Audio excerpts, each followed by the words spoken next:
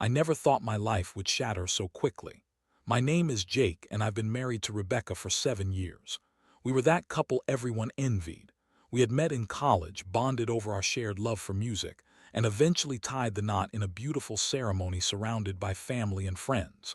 Rebecca always seemed to have it all: beauty, intelligence, and an infectious personality that drew people in. But beneath that exterior, things were starting to unravel. In the months leading up to the discovery, I noticed Rebecca becoming distant. At first, I chalked it up to work stress. She had recently started a new job at a marketing firm and was putting in long hours. I'd catch her staring at her phone, her expression changing when I walked into the room, but I told myself I was being paranoid. After all, we'd built a solid life together. Then came the subtle changes. She started going to the gym more frequently, which was fine by me. I even supported her newfound obsession with fitness influencers on social media. Her favorite was a guy named Chad, who had these outrageous workout videos that showcased his chiseled body and flashy lifestyle. I remember thinking it was harmless until it was. One evening, I came home late from work and found Rebecca in the living room, her eyes glued to her phone, watching one of Chad's live streams. I tried to engage her in conversation, but she brushed me off, saying she was busy. That was the first time I felt a sting of jealousy. It was so unlike her to be so dismissive, but I chose to ignore it, hoping it was just a phase. Things escalated quickly. A few weeks later, I found a receipt for a hotel in our town, and it wasn't just any hotel. It was a place known for its romantic getaways. My heart raced as I stared at it, a pit forming in my stomach. I confronted Rebecca that night and she laughed it off, claiming it was a work event, a team-building retreat. I wanted to believe her, but something inside me told me to dig deeper. I started to pay closer attention to her routine, and that's when I noticed the late-night gym trips. She'd come home flushed and giddy, always throwing out some excuse about how she met new people and was just having fun. My gut twisted. I couldn't shake the feeling that something was off. The final straw came one Saturday night. I was supposed to meet some friends for drinks, but I decided to surprise Rebecca at the gym. As I pulled into the parking lot, I saw her car parked in the back. My heart raced again, but I shrugged it off. Maybe she was just working late on a Saturday. However, as I walked inside, I caught sight of her through the glass windows and my heart dropped. There she was, laughing and flirting with Chad, who was standing way too close to her. I stood frozen, the reality of what I was witnessing crashing down on me like a tidal wave. The betrayal hit me like a punch to the gut. I wanted to scream, to run in and confront them both, but my legs felt like lead. I pulled myself back and left the gym, my mind racing with disbelief. When I got home, I felt a mix of anger and betrayal swirling inside me. I waited for her to return, the silence of the house suffocating. When she finally walked in, I confronted her. "Are you cheating on me?" I demanded, my voice trembling with rage and hurt. She took a moment, her expression shifting from surprise to a cocky smirk. "What are you talking about?" she replied, her tone dismissive. My heart sank further as she began to spin a web of lies, claiming I was imagining things, that Chad was just a friend, and that I needed to trust her. But I could see the guilt lurking behind her eyes. In that moment, I realized that I had to prepare myself for what came next. I was no longer the naive husband who would let this slide. I needed to take control of the situation. The betrayal would not define me, it would fuel me. What I didn't know was how far I would go to reclaim my life. The confrontation with Rebecca left me reeling. I felt a whirlwind of emotions: anger, sadness, disbelief. But more than anything else, I felt the need to regain control of my life. I wasn't going to let her deceit tear me down. I had to turn this betrayal into something positive. I needed to reinvent myself, not just for her but for me. Over the next few days, I kept my composure around Rebecca. I didn't let on that I knew about her affair, but inside I was stewing. I began to form a plan that would not only help me recover from this betrayal but also ensure that I emerged stronger than ever before. I started hitting the gym hard. I'd never been out of shape, just average, really. But now I wanted to transform my body completely. I signed up for a personal trainer, someone who had an impressive track record of helping clients achieve their fitness goals. I was determined to sculpt a physique that would make Chad's look like a child's play. I figured if he was the guy she was cheating with, then I'd show her what she was missing. At the gym, I pushed myself to my limits. I woke up early, trained rigorously, and maintained a strict diet. It was challenging at first. My body was sore and tired, but it was also liberating. Each drop of sweat felt like a release of the anger I had pent up inside. I found solace in the grind, and with each passing day, I felt more empowered. In addition to working out, I dove headfirst into self-improvement. I read books on emotional resilience and watched videos on building self-confidence. I started dressing better too. I cleaned out my closet, got rid of the old, worn-out clothes and bought outfits that fit my new physique. I even changed my hairstyle to reflect this new version of myself. I was shedding my old life, and it felt good. As the weeks passed, I began to notice changes not just in my body but also in my mindset. I felt more confident and my energy levels soared. I was no longer the husband who was waiting for Rebecca to come home. I was a man on a mission. The mirror reflected someone I was proud of. Meanwhile, Rebecca continued her routine, oblivious to my transformation. She still had her late-night gym sessions and her flirtations with Chad, and she often regaled me with stories about her friends at the gym. Each time she mentioned him, it took everything in me to remain calm and collected. I would nod along, all too aware of the hidden truth behind her words. One night I had a breakthrough moment. I was at the gym, finishing up an intense workout when Chad walked in. He didn't see me at first, but I could feel his presence. He had that same cocky demeanor, strutting around with an air of entitlement I found infuriating. I watched him flirt with some of the women in the gym and felt a pit of rage boiling inside me. Suddenly, I realized something. I was no longer intimidated by him. I didn't need to feel threatened. I was on my own journey now. In that moment, I promised myself that I would confront him when the time was right. I wanted him to know who he was dealing with, but not just for his sake. I needed to prove to myself that I could stand my ground. The more I focused on my own goals, the more I found myself distancing from Rebecca emotionally. I began to think about what I really wanted. This wasn't just about revenge. It was about reclaiming my self-worth. As much as I had loved Rebecca, I started to question whether I wanted to continue in a relationship that had been built on lies. The thought of being with someone who could betray my trust so easily made my stomach turn. After a particularly intense gym session, I made a decision. I would stop waiting for her to realize her mistake. I would no longer be the husband longing for her attention or approval. Instead, I would focus on being the best version of myself.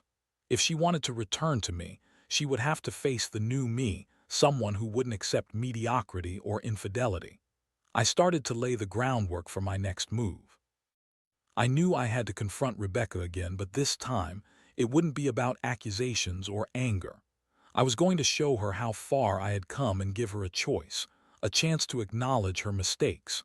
I was ready to take control of my life, and I wasn't going to let anyone, including her, hold me back. The stage was set for what would be the ultimate confrontation, and I was prepared to come out on top. Little did she know, the man she once knew was gone, replaced by someone stronger both physically and emotionally. I was ready for whatever came next. The day I had been preparing for finally arrived. I had been working on my transformation for months, and I felt like I was in the best shape of my life. I looked in the mirror, running my hands over the muscles that had formed from countless hours at the gym and rigorous dedication to my diet. I was ready to confront Rebecca in a way that would make her see me, not just as her husband, but as the man I had become. It was a Saturday night, and Rebecca had planned to go out with friends. She was excited, rushing around the house, trying to get ready. I could see the glow on her face as she picked out her clothes and did her makeup, and for a moment I felt a pang of nostalgia. I remembered the times when we were happy together, when everything felt right. But as soon as I thought of Chad, that nostalgia was quickly replaced by a wave of anger. "Hey, can we talk for a minute?" I asked, my voice calm but firm. She paused, a puzzled look on her face. "Now, I'm running late." I shook my head. "This will only take a moment, please." She sighed, rolling her eyes, but finally. Agreed. We sat down at the kitchen table, the atmosphere charged with unspoken tension. What's this about? She asked, crossing her arms defensively. I took a deep breath, steadying my thoughts. I know about Chad. Her expression shifted and I could see the panic flicker across her face. What do you mean? She asked, her tone suddenly defensive. What are you trying to say? I leaned forward, locking eyes with her. I know you've been seeing him. I saw you at the gym with him, flirting. I found out about your affair, Rebecca. You've been lying to me for months. She opened her mouth to protest, but I held up a hand. I'm not here to argue or hear excuses. I've seen the changes in you, the changes in our marriage. And honestly, I'm tired of being the fool in this situation. Jake, you're overreacting. It's not what you think, she started, but I could see the cracks in her facade. She was floundering. Not what I think, I shot back. You think I'm going to just sit here and accept the excuses. You think I'm going to let this slide and just forget about what you've done. Her eyes narrowed, and for a moment I could see the guilt beneath her bravado. It's not like that. Chad is just a friend. You're being dramatic. Dramatic? I chuckled, biting back a wave of frustration. What would you call what you've been doing behind my back? You don't get to downplay cheating as just being friends. You disrespected our marriage, Rebecca. At that moment, I could see the confidence in her demeanor waver. I didn't mean to hurt you, she said, her voice softer now, as if the weight of her lies was finally sinking in. I shook my head. That's not good enough. I've done a lot of soul-searching since I found out. I've worked hard on myself, physically and emotionally, and I've realized that I deserve better. If you want to stay together, you need to be honest, not just with me, but with yourself. Her eyes widened, and I continued. I'm not asking you to choose between Chad and me right now. I'm giving you an ultimatum. If you choose to stay in our marriage, you need to cut all ties with him. No more texts, no more gym sessions with him. You need to prove to me that you can be committed again. If you can't do that, then I'm done. The silence hung heavily in the air. I could see the gears turning in her mind. For the first time, I felt a sense of power in the conversation. I wasn't just the betrayed husband. I was the man who had reclaimed his strength. Rebecca opened her mouth to speak, but I raised my hand again. And if you truly want to be with Chad, then go ahead. But I want you to know that I will be just fine without you. I won't be the guy sitting at home waiting for you to come back. I'll be thriving without you. Her face twisted in confusion, and for a moment I thought I saw a flicker of regret in her eyes, but she quickly masked it with indignation. You can't just give me an ultimatum, Jake. That's not fair. Life isn't fair, Rebecca, I retorted, my patience wearing thin. You made your choice when you decided to cheat. Now you have to make another choice, one that defines the future of our marriage. The conversation was tense, but it was liberating to finally lay everything on the table. I had revealed my hand, and now it was her turn to respond. I knew I had given her a wake-up call, but whether she would accept it or continue down her path of self-destruction remained to be seen. I stood up, feeling a surge of confidence. I'm going to the gym. You figure out what you want. As I walked away, I felt a weight lift off my shoulders. I was no longer the passive partner in this relationship, and I had made it clear that I wouldn't tolerate dishonesty. I was ready for whatever came next, whether it was a renewed commitment or a clean break. Either way, I was prepared to embrace the new life I was building for myself. The days that followed my confrontation with Rebecca were a whirlwind. I could feel the air thick with tension in our house, but I was determined not to let it shake my newfound confidence. I dove back into my routine at the gym, channeling my energy into lifting heavier weights, running harder, and pushing my limits. Further, the sweat felt invigorating, each drop reminding me that I was taking control of my life. Rebecca tried to act normal around me, but there was an unmistakable change in our dynamic. She'd make small talk, asking about my workouts and pretending everything was fine, but I could see the guilt simmering just beneath the surface. I had laid down the law, and it was obvious she didn't know how to react. One evening, as I returned from the gym, I noticed her sitting at the kitchen table, her phone in hand, biting her nails nervously. "Jake," she called out, her voice shaky. "Can we talk?" I raised an eyebrow, my heart racing with anticipation. This was it. This was the moment I had been waiting for. I walked over, leaning against the counter, crossing my arms. "What's on your mind?" I asked, adopting a calm demeanor. I've been thinking a lot about what you said, she began, her eyes darting to her phone as if seeking guidance. And I realized I messed up. I made some terrible choices. I need to be honest with you. I held my breath, letting her words sink. Go on. I've stopped talking to Chad, she said, her voice barely a whisper. I blocked him on everything. I know I can't take back what I did, but I want to try and make this work. I want to be committed to you again. Her sincerity was palpable, but I couldn't help but feel a mix of skepticism and hope. And why should I believe you? I asked, my voice steady but cautious. You've lied to me before. How do I know this isn't just another attempt to placate me? She looked hurt, but I couldn't back down. I need more than just words, Rebecca. I need actions. If you're serious about wanting to repair our marriage, you need to show it. I will, she insisted, her eyes pleading. I'll do whatever it takes, just give me a chance. I studied her face, searching for any signs of insincerity. I wanted to believe her, but I couldn't shake the feeling that this might be a temporary fix, a way for her to buy time. Okay, I said finally, but it's going to take time. Trust doesn't just come back overnight.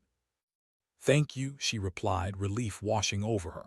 I promise to prove myself to you. I'll even go to couples counseling if that's what it takes. I nodded, appreciating her willingness to take that step. Let's start there. But remember, this is a two-way street. If you slip up again, I won't be here to clean up the mess. The conversation left us on shaky ground, but at least there was a glimmer of hope. I felt a little lighter as I went to bed that night, but I was still wary. I'd made my decision to focus on my own growth, and I was determined to follow through on that, regardless of the outcome of our marriage. In the following weeks, I did notice some changes in Rebecca. She was more attentive, tried to engage in conversations about my workouts, and even began to show interest in fitness herself. We went for runs together, and I could see her making an effort to connect with me. It was a refreshing change, but I couldn't shake the doubts lingering in my mind. One Saturday morning, I woke up early to hit the gym. As I was getting ready, I decided to check my phone, something I rarely did before a workout. I noticed a text from a mutual friend, Lisa, who asked if I'd heard about a gym party happening that night. I quickly replied, saying I had no idea and asking for more details. Lisa filled me in on the event, mentioning that Chad would be there.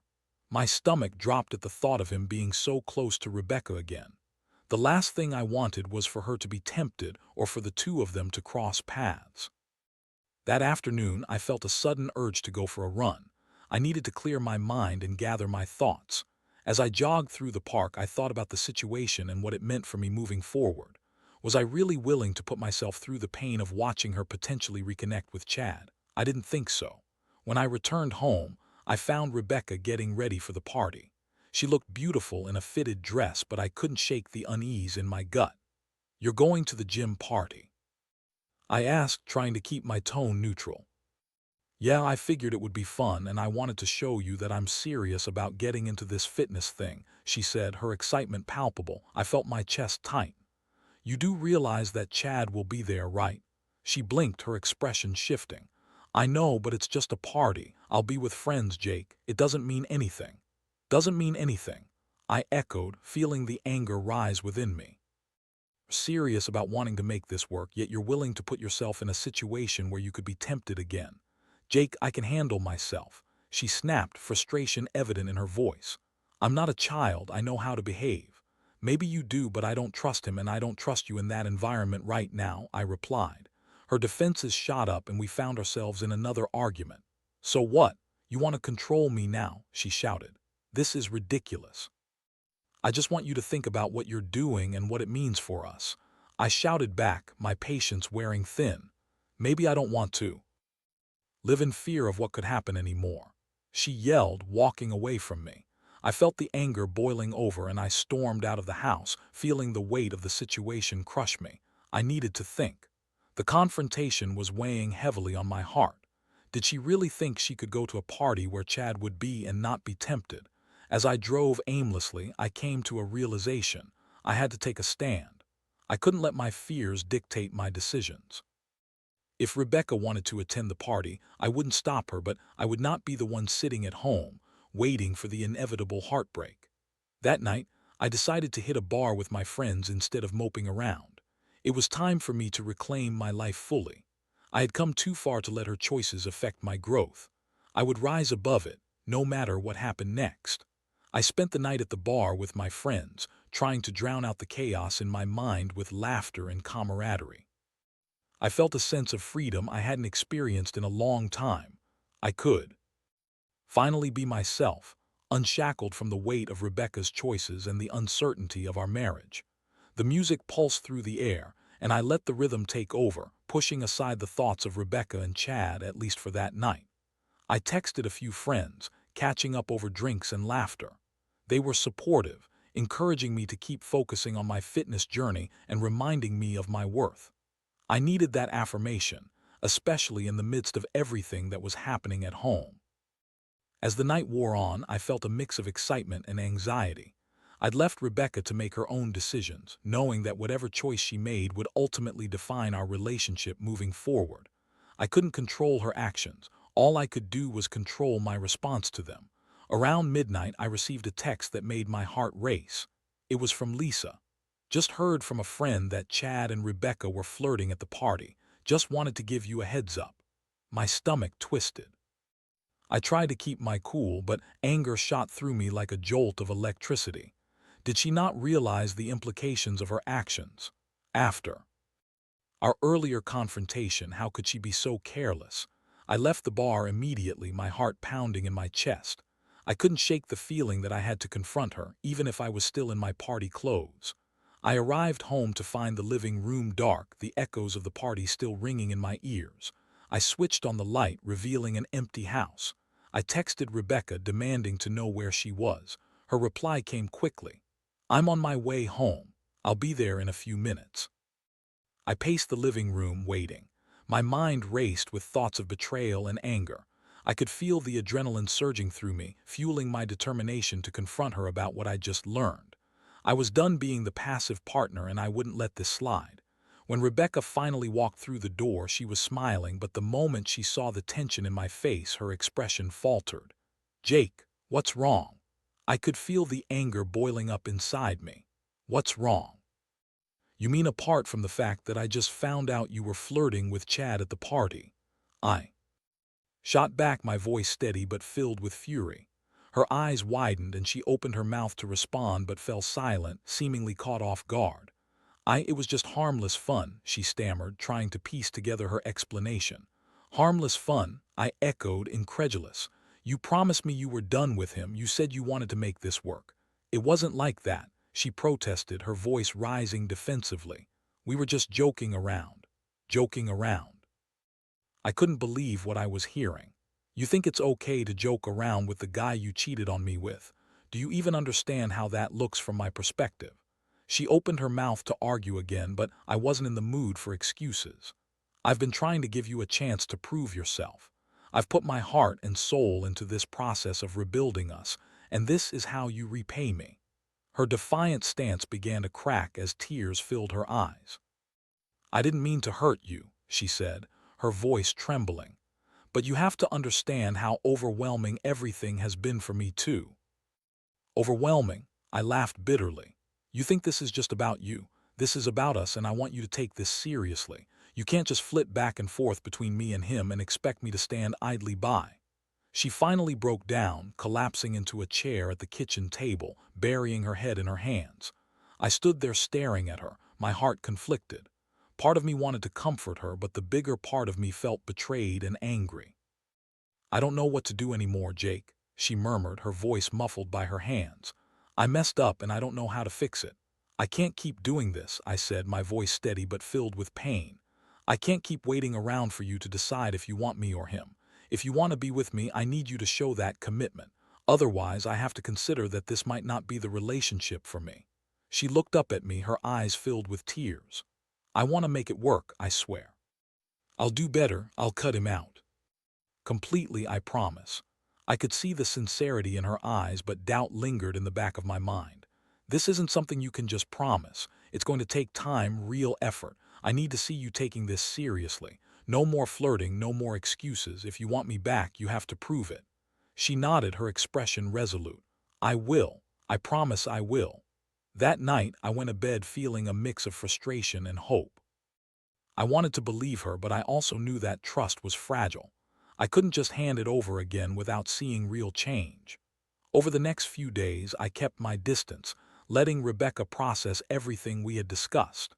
I resumed my gym routines, focusing on my own growth, while Rebecca started to demonstrate more accountability. She texted me during the day, made plans for dinner, and even suggested we see a couples counselor. But in the back of my mind, I still couldn't shake the feeling that this was a fragile truce. One misstep, and it could all come crashing down. I was prepared to stand my ground. I wouldn't let her broken promises pull me back into a cycle of hurt. I thought of the road ahead, wondering if Rebecca truly understood the weight of her choices. Only time would tell if we could rebuild what had been broken, but I was ready to take that chance, even if it meant confronting more difficult truths along the way. The following weeks unfolded like a roller coaster ride, full of ups and downs, as Rebecca and I navigated the fragile territory of rebuilding our marriage. I vowed to myself that I would not ease up on my expectations. Trust wouldn't be given freely. It had to be earned through consistent actions. Rebecca embraced the challenge, diving into counseling and making a genuine effort to reconnect with me. We scheduled weekly sessions with a therapist specializing in relationships, where we could lay our cards on the table. I was relieved to find that she was willing to open up about her insecurities and the reasons that led to her infidelity. There were moments when I could see the remorse etched on her face, and other times when she struggled to articulate her feelings. It was a long process, but I appreciated her willingness to confront her demons. One evening, after a particularly intense counseling session, we sat in the living room, both exhausted from the emotional toll. "I know I've messed up," she began, her voice trembling, "but I'm committed to this. I want to rebuild what we had, and I see how much I hurt you." I looked into her eyes, searching for sincerity. "I want that too, Rebecca, but you have to understand that it's going to take time for me to trust you again fully. I need to see consistency. No more secrets. No more Chad." "I know," she replied, her voice steady. "I've cut him off completely. I've blocked him from everything. I'm done with that chapter of my life." I nodded, feeling a weight lift off my shoulders, albeit slightly. "Good, that's a start. But I want you to be honest with me about everything. If something is bothering you or if you feel tempted, you need to communicate with me instead of hiding it." She agreed, and over the next few weeks I started to see changes. Rebecca was more open about her feelings, and she made an effort to rekindle the emotional connection we once had. We began to incorporate date nights back into our routine, exploring new restaurants and revisiting old haunts. One night, as we sat at a cozy little Italian restaurant, candlelight flickering between us, I felt a sense of hope. "This feels nice," I said, looking into her eyes. "It's been a while since we've had a moment like this." She smiled softly, her cheeks flushed. "I want to make more moments like this, Jake. I'm ready to fight for us." As I watched her, I felt my heart begin to soften. I was still cautious, yet I could sense the sincerity in her voice. I wasn't quite ready to let my guard down completely, but I was willing to see where this new path would lead us. However, the journey wasn't without its challenges. There were days when insecurities crept in, and I found myself battling the ghosts of betrayal. One evening, I returned home from the gym to find Rebecca looking anxious. "I got a text from Chad," she said, her voice trembling. "He wants to talk." My heart dropped. "Talk? Why would you even entertain that?" I didn't respond, I swear. "I just wanted to tell you because I didn't want to hide anything," she insisted, her eyes pleading for understanding. I inhaled deeply, feeling the familiar rush of anger rise within me. "What does he want? To get back together? Why can't he take a hint?" "I don't know. He said he was sorry for everything and wanted to apologize, but I don't care about him," she replied, her voice firm. "I care about you. I don't want anything to do with him, but I didn't want to keep this from you." Tension in the air was palpable.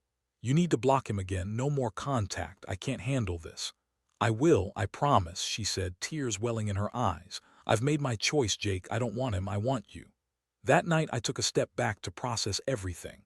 I had come so far in my journey, both physically and emotionally. I had rebuilt my body and my mindset, and now I had to focus on rebuilding our relationship. Would we get through this? I hoped so. I genuinely did. A month later, we went to a couples retreat which focused on reconnection and healing. It was challenging, but we learned tools that helped us communicate better. We shared our fears, vulnerabilities, and dreams for the future. By the end of it, I felt a renewed sense of hope.